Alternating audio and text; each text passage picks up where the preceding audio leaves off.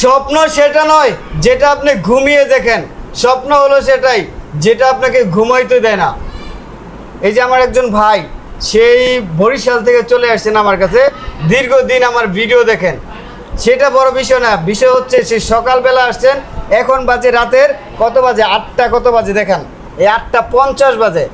এই দীর্ঘ 8 থেকে 9 ঘন্টা অপেক্ষা করেছেন, একবারও বলেন নাই যে ভাই আমাকে আগে দিয়ে দেন, আমি আগে চলে যাই, আমার কষ্ট হইতেছে, এগুলো কিন্তু বলে নাই। দীর্ঘ সময় অপেক্ষা করেছেন। এই দীর্ঘ সময় অপেক্ষাই প্রমাণ করে দেয় যে আমাকে কতটা ভালোবাসে। একজন ক্রিয়েটরের এটাই অর্জন।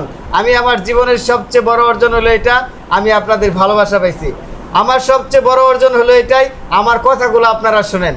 তেমনি আজকে যে অগ্রযাত্রা আপনি শুরু করেছেন, সেটা যত বেশি আপনি কন্টিনিউ করবেন, সেটা নিয়ে যত বেশি আপনি গাড়াগাড়ি করবেন, তত ভালো হবে, তত বেশি মানুষের হৃদয়ে স্পর্শ করবে। তো আশা করবো এটা নিয়ে কাজ করবেন, এভাবেই কাজ করবেন। তো ফুলবাড়ি ভাইয়ের কাছে এসে কেমন লাগলো, এই যে দীর্ঘ সময় অপেক্ষা করতেন? আলহামদুলিল্লাহ, ফুলবাড়ি ভাইয়ের সাথে আসে অনেক ভালো লাগলো।